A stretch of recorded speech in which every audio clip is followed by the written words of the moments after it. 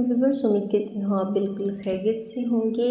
और आज हम बात कर रहे हैं फ़वाइद के बारे में, सब्जियों के यानी कि वेजिटेबल्स बेनिफिट्स के बारे में हम बात करेंगे। तमाम सब्जियों के बेनिफिट्स के बारे में नहीं, बल्कि गाजर और लौकी के बारे में हम बात करेंगे कि ये हमारे लिए किस कदर अहमियत शामिल है और ये इसकी तासीर कैसी इनकी होती है। तो सबसे पहले हम देखते हैं कि गाजर के तिब्बी फ़वाइद क्या हैं। तो देखा जाए तो गाजर सर मिजाज की हामिल सब्ज़ी है। गाजर का जूस यकान में बेहद मुफीद है। जी हाँ, जो लोग यकान की बीमारी में मुब्तला हैं उन्हें ज़्यादा से ज़्यादा गाजर के जूस का इस्तेमाल करना चाहिए। अगर वो कच्ची खाएँ तो ये भी बेहतर है। इसमें बेहद विटामिन होते हैं और ये खून पैदा करती है। जिनमें खून की कमी होती है उन्हें भी इसे ज़्यादा से ज़्यादा इस्तेमाल करना चाहिए। दिल की धड़कन और कलेजा के बम को आराम पहुंचाती है।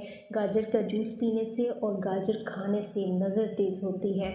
जी हाँ, अगर आप इसे कच्चा खाएं या इसका गजरेला बना के भी सिखाया जा सकता है तो दोनों तरह ही आपको फ़वाइद हासिल होंगे। गाजर का अचार मैदा, जिगर और दिली के अमराज का ख़ात्मा कर देता है। जी हाँ, गाजर का अचार भी अगर आप बना के खाते हैं, गाजर का अचार बाज़ार से भी मिल जाता है, उसके भी बहुत से फ़वाइद हैं। गाजर का जूस आँखों को तवाना करता है। पेट के कीड़ों के लिए भी गाजर का जूस बेहद मुफीद होता है। अगर बच्चों के पेट में कीड़े वगैरह हो जाएं तो उन्हें भी गाजर का जूस देना चाहिए, या कच्ची गाजर अगर बच्चों को दें तो वो बहुत शौक़ से खाते हैं। गाजर का हलवा दिमागी और जिस्मानी ताकत के लिए बेहद मुफीद होता है। गाजर का बदन की नशोनुमा करने के साथ साथ जिस्म में तेज़ाबियत पैदा करती है। गाजर में पाए जाने वाले खारी अज्जा इंसानी जिस्म में खून को साफ़ रखते हैं। गाजर के इस्तेमाल से छोटी और बड़ी आंत की बहुत सी बीमारी और मैदे का अल्सर रुक जाता है।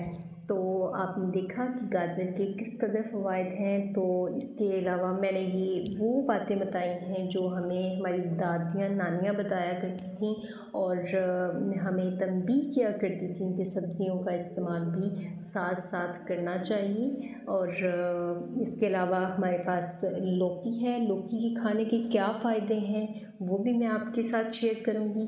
तो कद्दू दिल, जिगर और दिमाग को कुव्वत व फ़रहत देता है। ये अगर देखा जाए तो ये भी तर मिजाज की हामिल सब्ज़ी है। पेशाब में जलन हो या जल के आता हो तो कद्दू खा लें।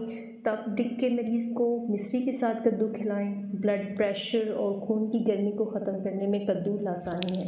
दिल के अमराज में बेहतरीन है। वज़न कम करने में मदद करता है।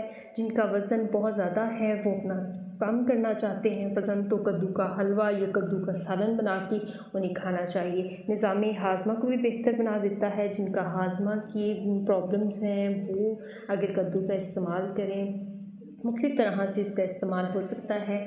तो आप किसी भी तरह इसको खा सकते हैं, उसे खाएं तो ये इससे आपको काफ़ी फ़ायदा होगा।